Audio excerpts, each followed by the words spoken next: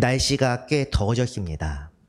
걸어 다닐 때는 말할 것도 없고 차로 이동할 때도 상당히 더워서 이제 정말 여름이 찾아왔다는 그런 생각이 듭니다. 그러면서 문득 들었던 생각은 계절의 변화만큼 우리가 영적 세계와 질서에 관하여 얼마나 민감하게 반응할까 하는 것이었습니다. 주님도 복음서에서 날씨는 분별할 줄 알면서 시대는 분별하지 못하느냐며 바리새인들을 책망하셨습니다. 우리도 그런 바리새적인 신앙, 지식과 말로만 하는 것이 아니라 영적으로 민감하게 끼어있는 그런 신앙인이 되어야 합니다.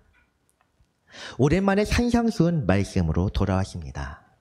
5월 첫째 주부터 지난주까지 5주 동안 절기에 따라서 말씀을 나누었습니다. 그리고 오늘 마태복음 5장 말씀으로 다시 돌아왔는데 주제가 좀 그렇습니다.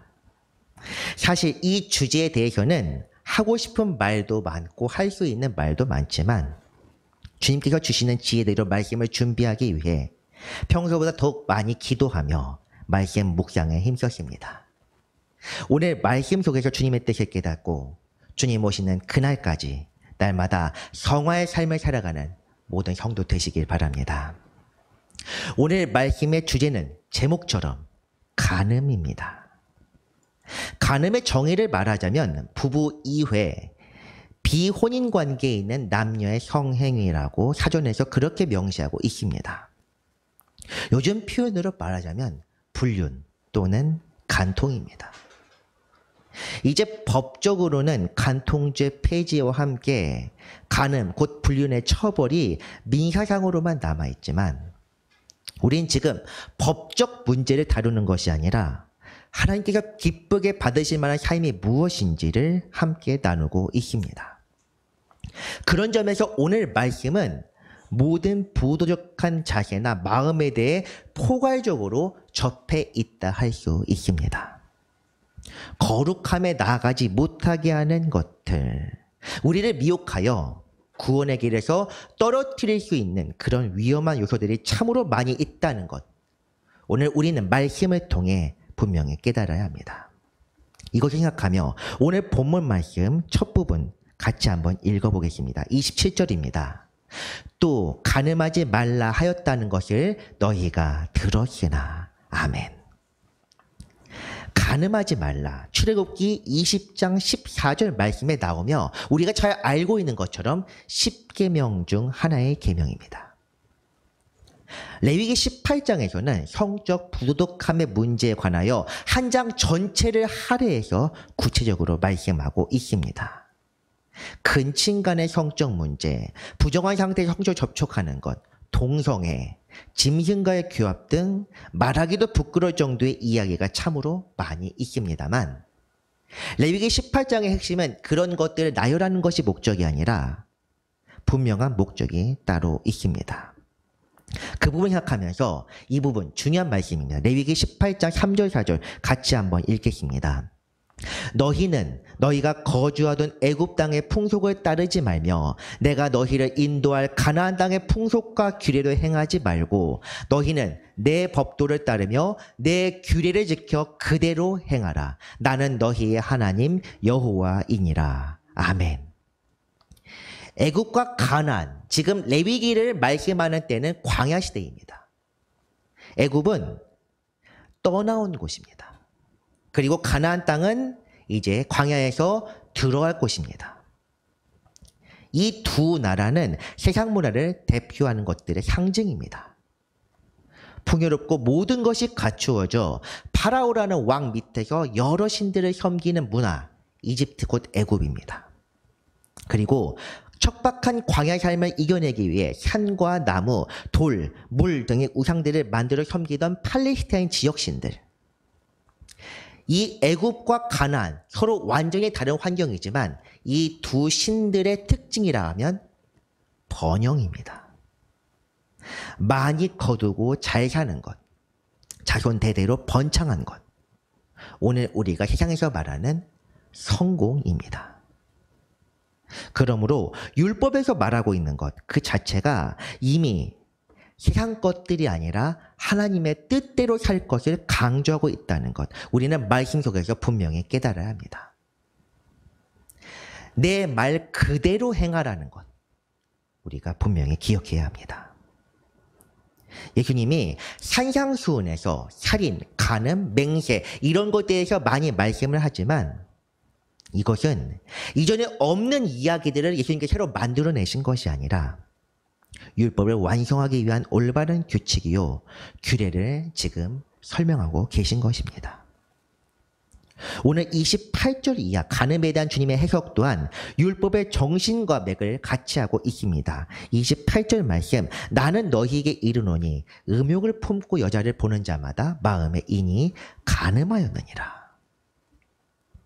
음욕, 곧 부도덕한 마음을 품고 보는 것 자체가, 그런 마음을 품는 것 자체가 죄라고 오늘 본문은 말씀합니다. 물론 여자라고 되어 있지만 여자뿐 아니라 여성분께서 남자를 보는 마음, 그 외에 모든 마음, 이거 과에서 전부 다 그렇습니다. 이런 기준에서 볼 때 죄에서 자유로운 사람이 누구입니까? 부도덕한 마음을 가지지는 않는다고 하더라도 음욕 또는 누군가의 성적인 매력을 느끼는 것은 사실 본능의 문제입니다. 이것은 우리가 아무리 의식적으로 제어하려고 해도 불쑥 떠오르는 생각 자체를 막는 것은 어렵습니다. 그렇다면 주님께서 이렇게 말씀하시는 것, 우리를 정죄하기 위함이시겠습니까? 그렇지 않습니다. 하나님 앞에서 그 누구도 선할 수 없으며 우리의 본성이 뿌리 깊은 죄악에 기인하고 있다는 것을 깨닫게 하는 것.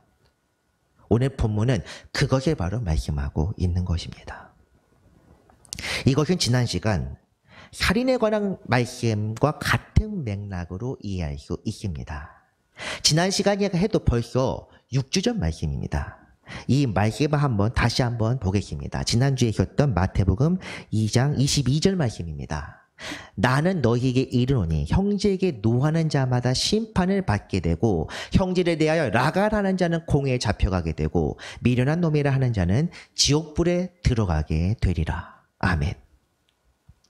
노하는 마음을 품는 것, 라가 어리석은 자라는 것, 미련한 놈이라 하는 것, 이런 사람들은 심판을 받아 지옥불에 마땅하다, 이렇게 말씀합니다. 우리가 다른 사람에 대해 악을 품지 않을 수는 있습니다. 하지만 노하지도 않는다는 것, 이것은 현실적으로 감정을 아예 죽이지 않는 이상 불가능합니다. 그렇기 때문에 지난 시간 이 살인에 관한 주제를 다뤘을 때 이렇게 말씀드렸습니다. 어떤 마음이나 행위를 품는 것이 문제가 아니라 사람에 대한 악의 그 자체가 문제라는 것입니다. 어떻게 해야 하느냐? 내 마음속에 있는 악의를 버리고 순전한 마음과 주님께서 주시는 마음을 품고 살아가는 것. 이것처럼 오늘 말씀 역시 이런 맥락으로 우리가 이해해야 합니다.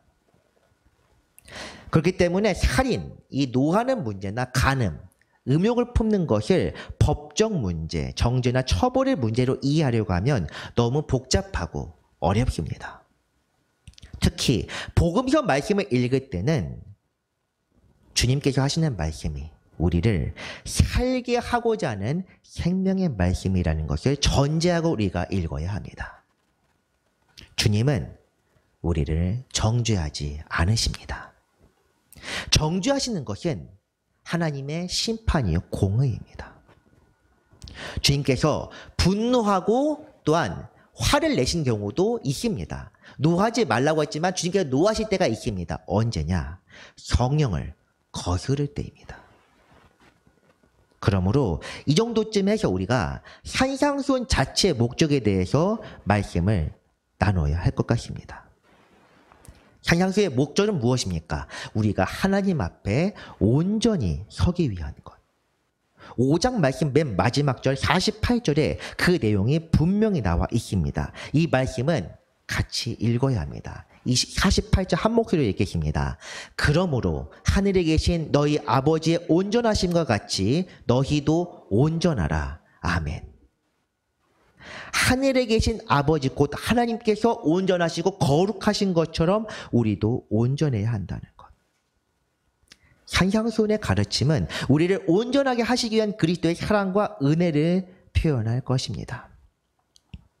이 주제는 아예 한 줄을 할애해서 따로 다룰 것이기 때문에 오늘은 설명만 하고 넘어가겠습니다. 중요한 것은 살인과 간음, 그 외 많은 문제들에 대해서 예수님께서 우리를 정죄하지 않고 생명을 주시기에 우리에게 가르치는 은혜의 말씀이라는 것입니다.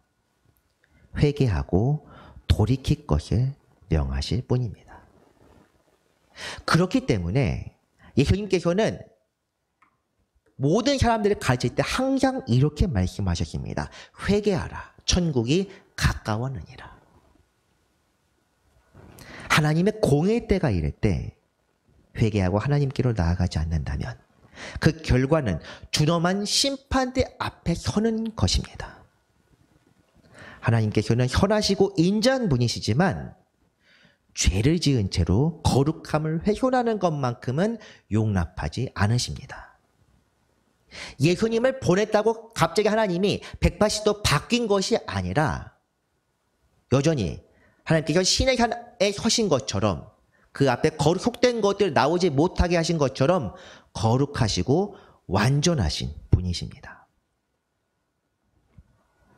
그렇기 때문에 이 세상 끝에 이르고 세상의 모든 것들, 언젠가 사라지게 될 것들이 사라질 때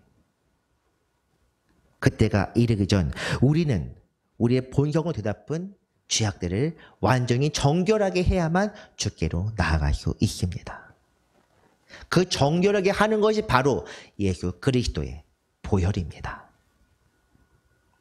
주님께서는 이것을 바라며 우리를 정결케 하기 위하여, 우리를 깨끗하게 하기 위하여 우리를 가르치시고 또한 말씀하시고 십자가에 달리셨습니다. 하나의 목적입니다. 본문 29절과 30절로 이어지는 말씀을 보면 이렇게 되어 있습니다. 만일 내 오른 눈이 너를 실족하게 하거든, 그리고 30절은 또한 만일 내 오른손이 너를 실족하게 하거든, 이렇게 비슷한 내용 두 번을 반복하고 있습니다. 비슷한 말씀에서는 너로 범죄하게 하거든이라고 기록되어 있습니다. 실족 곧 범죄하게 하거든. 보는 것이 죄요. 행하는 것이 죄가 될 때는 그 자체 눈이든 손이든 찍어버리고 빼어버릴 각오라고 하는 것. 이 부분의 말씀입니다. 물론 이 말씀은 비유입니다.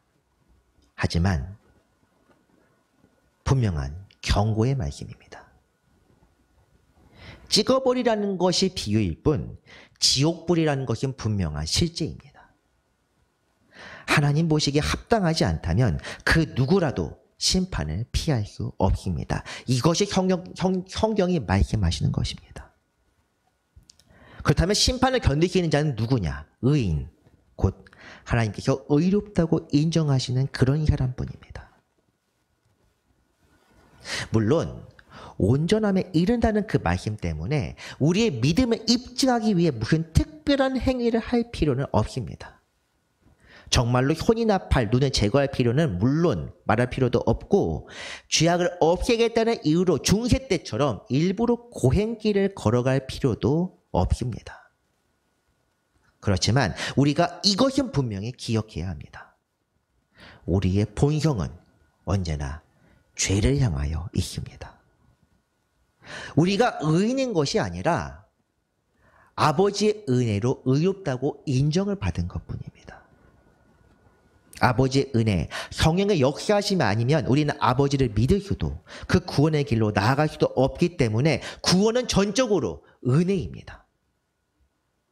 은혜라는 것은 다시 말해 우리가 대충 살아도 선물로 주어지는 그런 뜻이 아니라 스스로 이룰 수 없기 때문에 대가 없이 먼저 주셨다는 뜻입니다. 예를 들자면 조건에 대해 입장할 수 있는 것, 조건 없이 먼저 입장시키고 그 후에 조건을 맞추도록 배려를 받은 것입니다.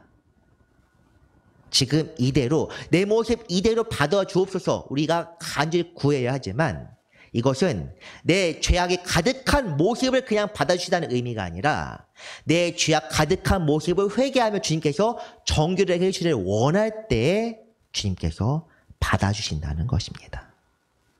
그것이 바로 믿음이라는 것입니다. 이제는 죄의 본성을 끊고 성도에 합당한 자로 살아가야 합니다. 이것이 감리교 전통에서는 성화, 곧 거룩함에 이르는 삶이라고 그렇게 말합니다. 본문으로 돌아가서 29절과 30절에는 죄를 짓게 하는 지체 자체를 없애버리라고까지 말씀합니다. 그렇다면 우리는 이 죄의 본성을 제하고 없애기 위해 어떤 노력을 기울이고 있습니까? 그냥 습관적으로 이 정도는 괜찮다고 생각하며 죄성을 억누르는 노력을 게을리하고 있지는 않습니까? 사랑과 은혜라는 말에 너무나 깊이 빠져서 거룩함에 이르는 길까지 떠나 세상 쾌락을 즐기고 있지는 않습니까?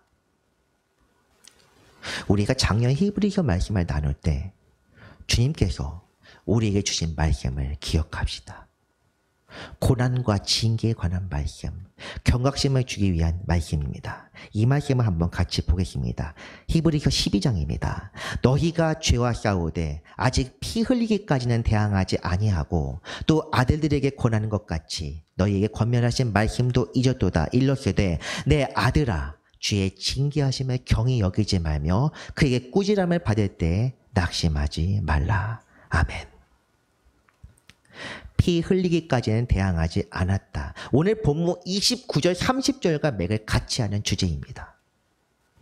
죄에 대항하고 죄의 본성과 싸우는 것은 우리의 생명을 지키는 길입니다. 그런데 사실 이렇게 세상적인 것들, 죄의 본성을 제거하는 것에 우리는 언젠가부터 관심을 덜 가지게 됩니다. 아니, 구원을 확신한다며 나는 구원받았다 말하면서도 구원에 합당한 삶을 살지 못하고 있습니다. 우리 스스로 하지 못한다면 주님께서 우리에게 베푸시는 은혜가 있는데 그것이 바로 이 말씀에 나와 있는 고난과 징계입니다. 그런데 우리는 어려운 문제가 닥칠 때, 그런 걸 닥쳐올 때 어떻게든 피하고자 주님께 기도하는 것도 아니요 세상적인 방법으로 이것들을 해결하려고 애쓰고 있습니다. 성도 여러분, 분명히 말씀드립니다. 세상적인 방법은 악한 것입니다. 우리는 언제나 주님의 뒤를 따라하며 내 십자가를 짊어지고 주님의 뒤를 따라 나아가야 합니다. 주님의 은혜는 모든 죄인들을 향해 베푸신 것이지만 구원이란 것은 거룩하심을 사모하며 그분을 닮고자 하는 자들을 위한 것이지 불특정 다수 모든 사람을 위한 것이 아닙니다. 구원의 길을 모든 사람에게 열어주신 것이지 구원을 모든 사람에게 주시는 것은 아니라는 뜻입니다. 그렇기 때문에 우리는 성도로서 합당한 삶을 살아야 합니다. 악의 일을 품지 말고 마음속 죄의 본성을 제어해야 합니다. 음욕이 생겨날 때 주님께 기도함으로써 이런 문제들, 내가 죄인임을 다시금 깨닫고 이런 것을 어떻게 지어야 할지 주님께 도움을 청하며 간구해야 합니다. 무엇보다 우리의 연약함을 아시는 주님께 의지하며 우리가 아직 다다르지 못한 경지, 이루지 못한 것들에 대해서 주님의 도우심을 적극적으로 구해야 합니다. 지금까지 말씀드린 것, 우리 스스로 이룬 것도 아니요 이룰 수 있는 것도 아닙니다.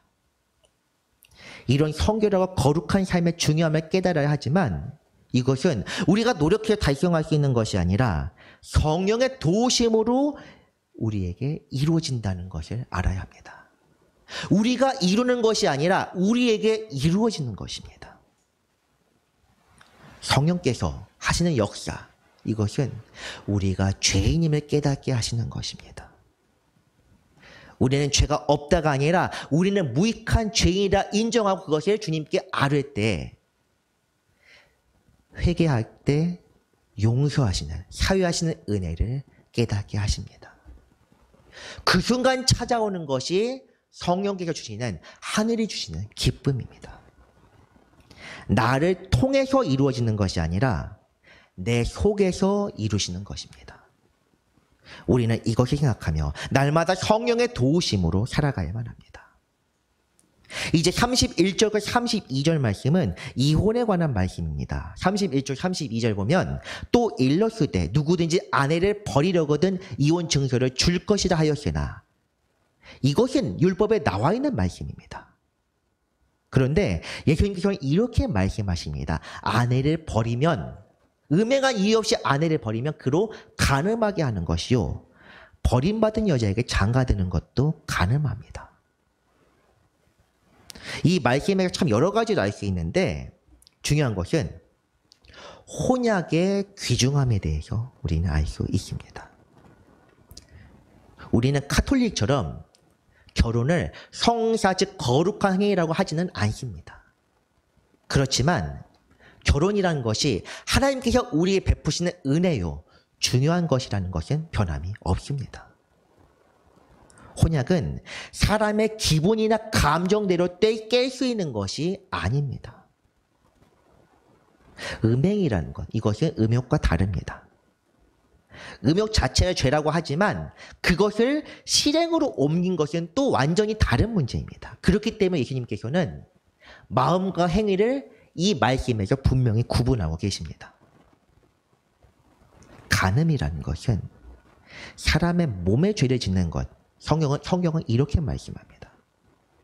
몸으로 죄를 짓게 되면 그 몸이 더러워지고 어느 순간부터 죄에 익숙해지게 됩니다.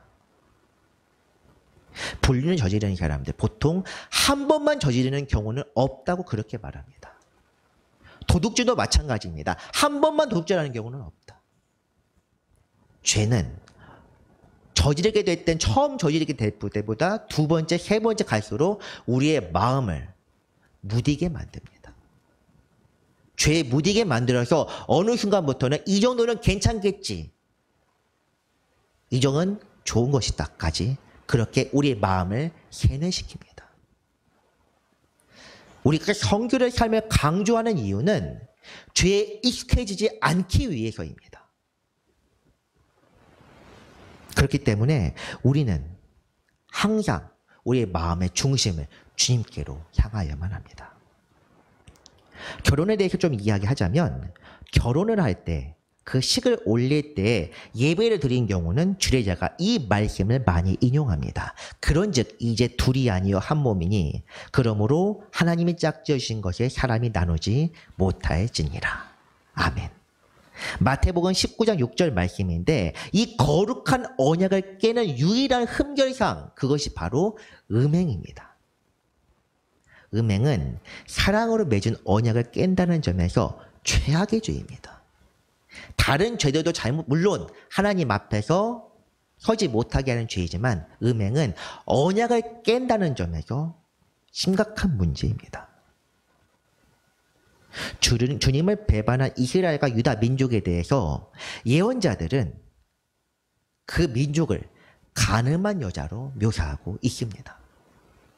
사랑하여 결혼하였는데 그들이 날 배반하고 이방 남자들과 간음하였다. 이렇게 묘사합니다. 우리가 분명히 기억해야 할 것은 우리는 하나님과 언약으로 맺어진 백성이요. 주님의 보혈로 성령의 길로 나아가게 되는 사람들이라는 것입니다. 이것을 우리가 기억하고 살아갈 때 우리는 주님 앞으로 날마다 나아갈 수 있게 되는 것입니다.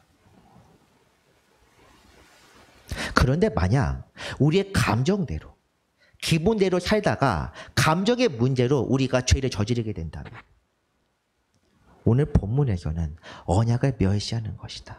그리고 또 다른 죄를 낳는 것이다. 그렇게 경고합니다. 이것은 단순히 간음의 문제만이 아닙니다. 우리가 주님의 뜻에 따라 살지 못한다면 우리는 주님의 언약을 배반한 주님과의 혼약을 무효화시키는 그런 간음죄를 범하게 될 것입니다. 내게 주어진 사람에게 책임과 책무를 다하는 것, 이것이 바로 언약이요 결혼이라고 할 수 있습니다. 우리가 주님의 신부된 자들이라면, 그리고 교회가 주님께서 결혼하셔서 맺어진 주님의 신부라면 우리는 주님 보시기에 부끄러움 없이 살아가야 하는 것입니다. 잠언 말씀에서 젊어서 취한 아내를 사랑하고 즐거워하라, 이렇게 말씀할 의미를 잘 생각해야 합니다. 부부간의 문제를 말씀드리는 것이 아니라 우리에게 주신 사람들을 아끼고 사랑하되 주님의 마음으로 사랑할 수 있다면 하나님의 의가 이미 우리에게 성취되었습니다. 그런 하늘의 기쁨을 누리는 자들이 바로 성도요 제자입니다. 우리가 모든 일에 있어서 하나님의 뜻을 살피며 성령에 의지한다면 하나님께서 우리를 기쁘게 받으시고 선한 길로 이끄실 것입니다. 말씀을 정리합니다. 간음은 마음속 정욕, 곧 죄의 본성이 드러나는 것을 뜻합니다. 이것은 우리 스스로 제어할 수 있는 것이 아니므로 우리는 죄의 본성을 거스르고 이겨내기 위해 성령의 도우심을 구해야 합니다. 죄에 맞서 싸우고 영적으로 승리하게 될 때 주님께서 우리를 기쁘게 받으시고 더 많은 것으로 채워주실 것입니다. 오늘도 주님의 거룩하심과 온전하심을 사모하며 그분의 제자로서 뒤를 따르는 삶을 살아가시기를 간절히 바랍니다. 기도하겠습니다. 거룩하신 하나님 아버지, 감사드립니다. 우리 연약함을 붙들어 주옵시고 우리 마음속에 있는 죄의 본성을 바로 보게 하여 주옵소서. 그리고 악한 본성을 버리게 하시되 성령의 도우심을 구하며 주님 앞에 온전히 나아갈 수 있도록 주여 함께하여 주옵소서. 주님, 우리는 악한 권세를 이길 수 없습니다. 주님의 도우심이 필요합니다. 이 시간 임하셔서 우리를 받아주시고 선한 길로 이끌어 주옵소서. 거룩하신 보혈로 우리를 깨끗하게 하사 소망을 품게 하신 사랑의 주 예수 그리스도의 이름으로 기도합니다. 아멘.